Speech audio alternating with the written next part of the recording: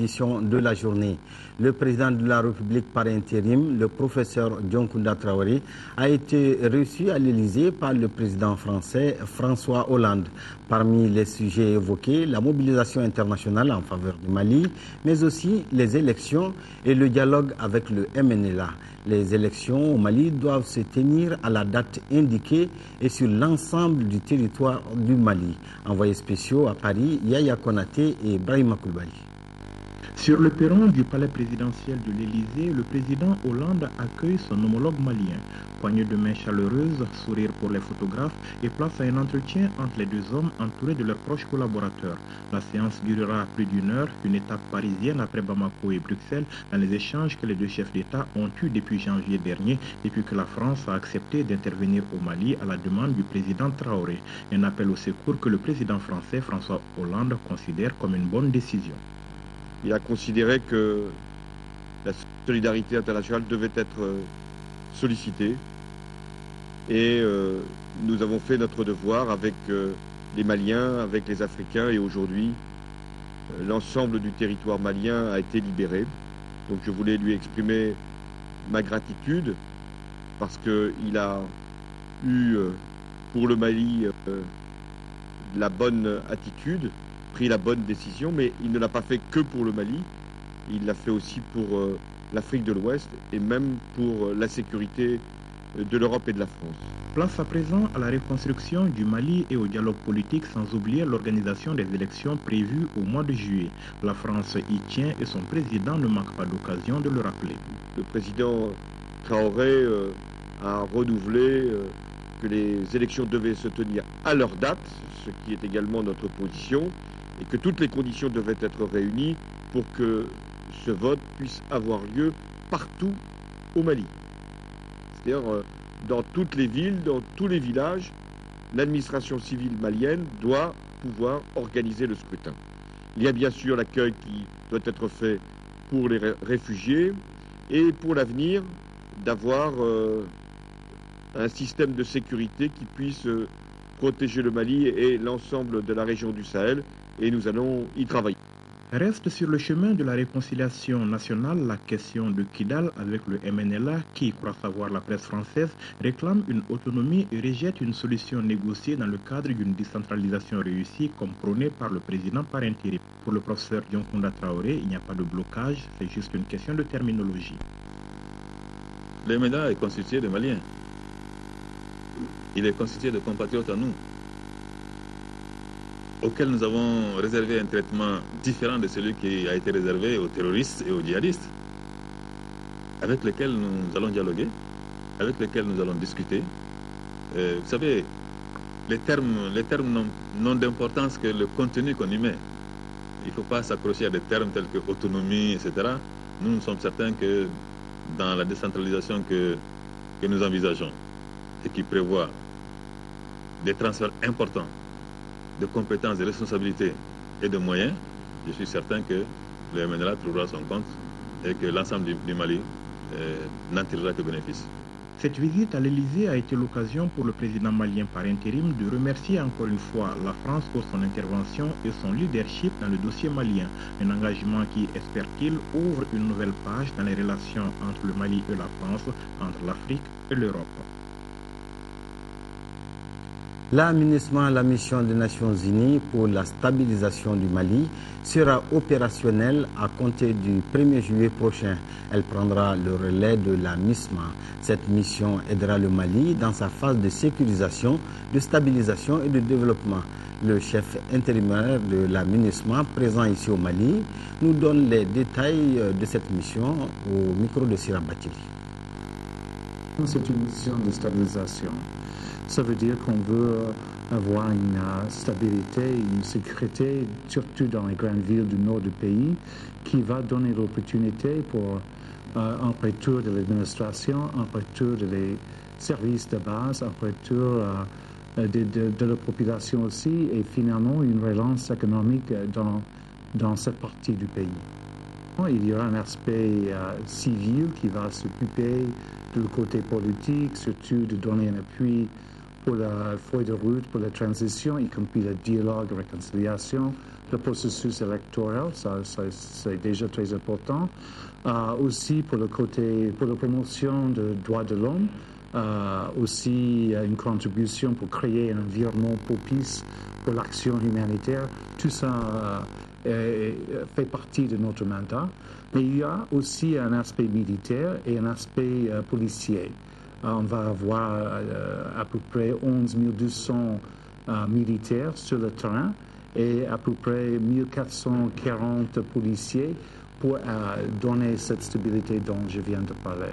Monsieur Gressly, il y a un aspect qui n'est pas habituel aux Nations Unies, c'est l'aspect sauvegarde du patrimoine culturel. Et pour le cas spécifique du Mali, vous avez songé à cet aspect. Est-ce qu'on peut savoir le pourquoi? Plus qu'on a vu pendant l'occupation, où on a détruit les sites, où on a détruit les manuscrits comme à Tombouctou, a touché pas seulement la population ici au Mali, mais aussi tout le monde à partir de tous les pays du monde, quoi. Donc je crois que c'est très important et je suis très content de l'avoir dans la résolution. Ça nous donne le mandat de travailler avec le gouvernement pour protéger ces mêmes sites culturels, ces mêmes manuscrits, pour que ce qui s'est arrivé n'arrive jamais encore.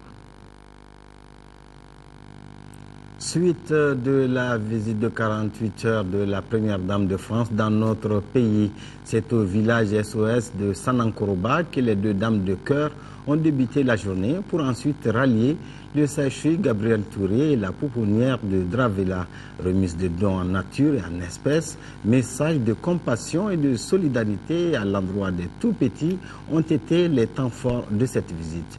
Le récit de la journée avec Nyanya Aliou Traoré. C'est un accueil digne des jours de fête que les résidents du village SOS de Sanankoroba ont réservé aux premières dames du Mali et de la France. Drapeaux maliens et français en l'air, chants de bienvenue à Tata Valérie et Mintou et surtout cette grande effusion d'amour à chaque halte entre ces deux mamans et les enfants orphelins sont autant d'instants forts. Mais le moment inoubliable de cette journée au Vezos a été sûrement la chorégraphie des enfants montrant le lien de fraternité entre nos deux présidents. Illustration, s'il vous plaît, à l'appui. On les applaudit très fort, on les applaudit. On les applaudit très fort. Merci.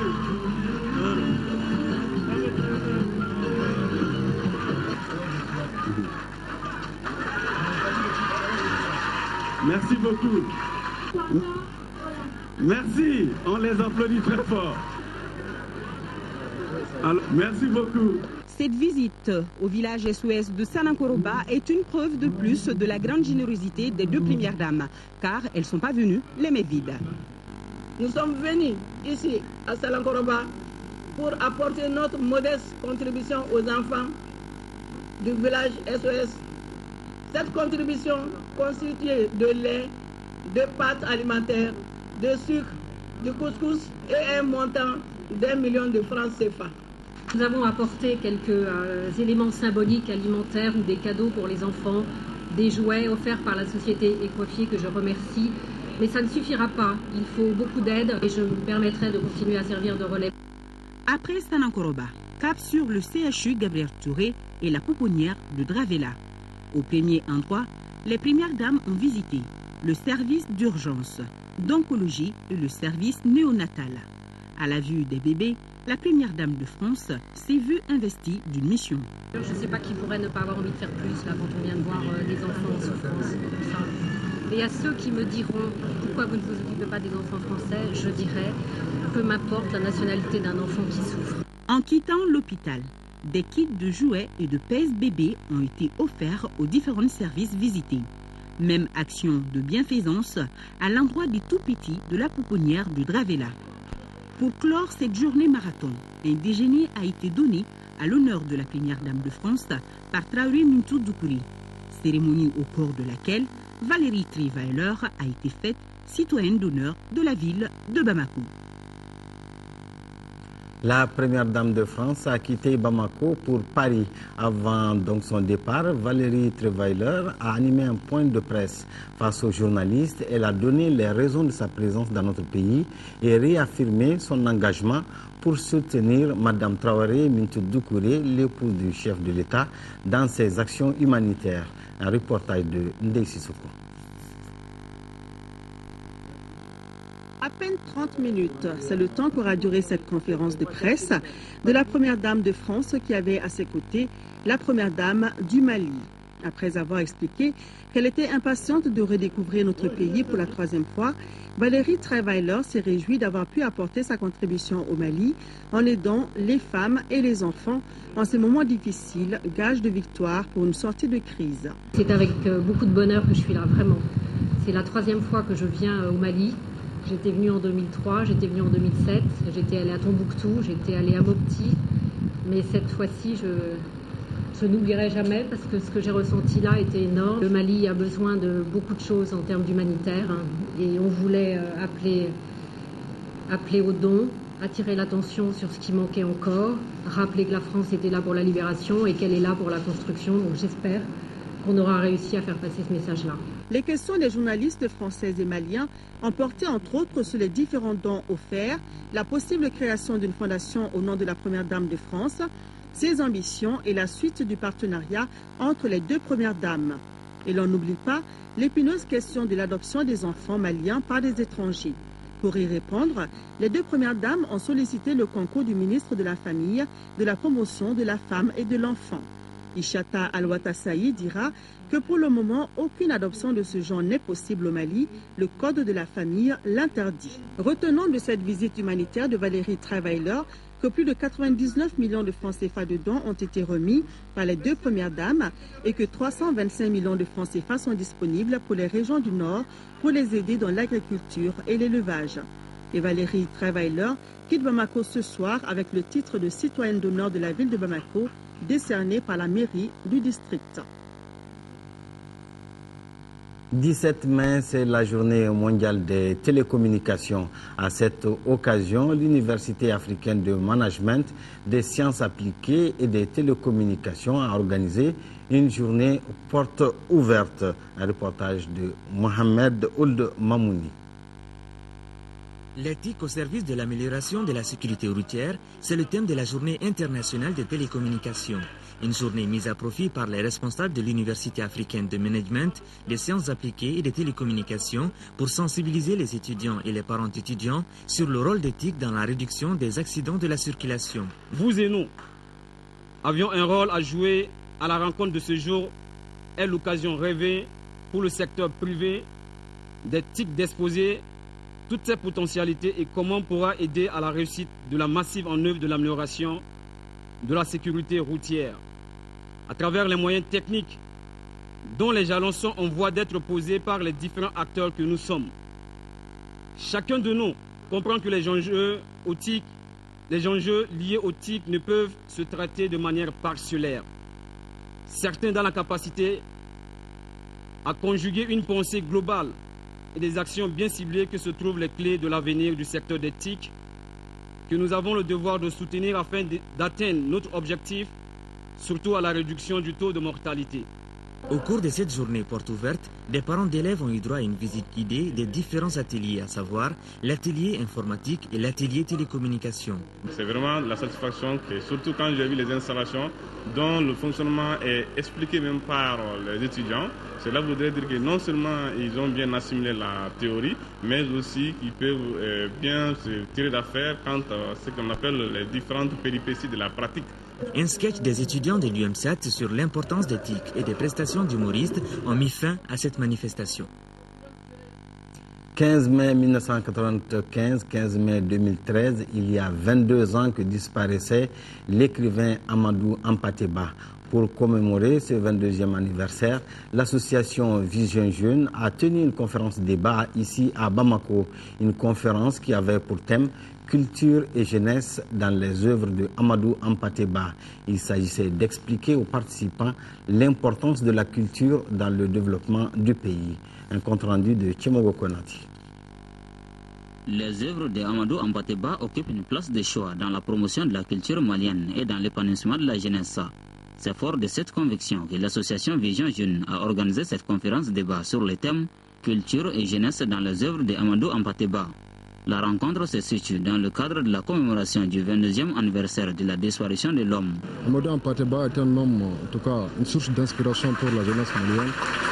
Normalement, chaque année, chaque date d'anniversaire de sa mort devrait être célébrée, devrait être prise en considération par l'ensemble des jeunes du pays.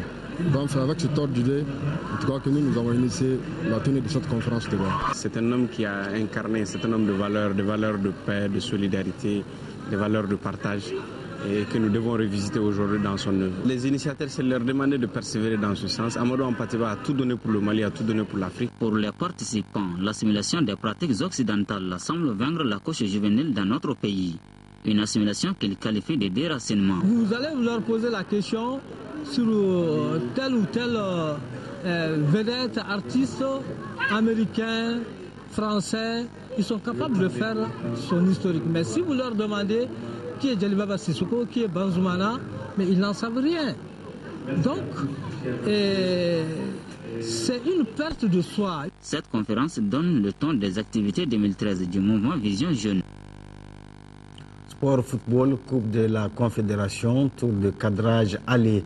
Le stade malien de Bamako accueille aujourd'hui samedi les Burundais de Lydia Académique. Les Blancs éliminés de la Ligue des Champions tenteront de se racheter cette fois-ci en Coupe CAF. Le moral de la troupe est au beau fixe, nous dit Siragatou Sissi. Participer coûte que coûte à la phase de poule de la Coupe de la Confédération, c'est l'ultime défi continental du stade malien de Bamako, après avoir raté celle de la Ligue des Champions. Le stade malien a toujours franchi le tour de cadrage de la Coupe CAF en cas de repêchage. Cette seconde campagne des Blancs débute avec la réception des Burundais de Liga Ludique Académique. Un match aller déjà capital.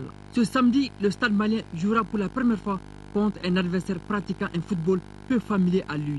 L'objectif reste maintenant de rentrer dans la phase de poule de la CAF. Bon, on ne connaît pas l'équipe, mais c'est que si ce n'est pas une petite équipe, s'ils sont arrivés là, ça veut dire qu'ils sont bons. On a préparé les matchs comme on a préparé les autres matchs précédents. On va tout mettre en œuvre pour pouvoir se qualifier en phase de poule, parce qu'on s'est dit au moins pour pouvoir sauver notre saison, parce que chaque année, soit on est champion, soit on est déjà, mais il nous faut au moins une qualification en compétition africaine. En face, il y aura Liga Ludique Académique de Burundi, un club de la capitale créé en 1972. Après 11 journées de championnat disputées, il occupe la 5e place avec 18 points et 2 matchs en retard. Pour en arriver là, les Burundais ont successivement éliminé les Rwandais de FC Police au tour préliminaire, les Congolais de Dairing Club Motema Pembe en 16e de finale et les Ivoiriens de Lassak Mimosa en 8e de finale. C'est donc une équipe à prendre au sérieux. On est venu avec une bonne esprit d'équipe et on espère faire un bon match. Et à partir d'ici au Mali, on va gérer ce match pour faire un bon résultat à partir d'ici au Mali. Les académiciens ont à leur palmarès au plan national 2 Coupes du Burundi, gagnées 2 fois d'affilée, 2011 et 2012, plus une Super Coupe en 2012. Ils ne comptent que 2 participations toutes en Coupe de la Confédération. Le déplacement ce samedi au stade Modibo Keïta pour ce duel stade malien de Bamako, Liga Ludique Académique de Burundi, en vaut la peine. Le 18 mai est une journée consacrée aux musées dans le monde. Nous vous proposons un gros plan sur 3 musées au Mali, à savoir le musée national, le musée des armées et celui de Bamako. La richesse du patrimoine culturel malien explique les efforts du pays en matière de conservation d'objets d'art. Un dossier signé Cheikh Oumar Sangari. Notre pays, le Mali, posséder le plus riche patrimoine archéologique d'Afrique de l'Ouest.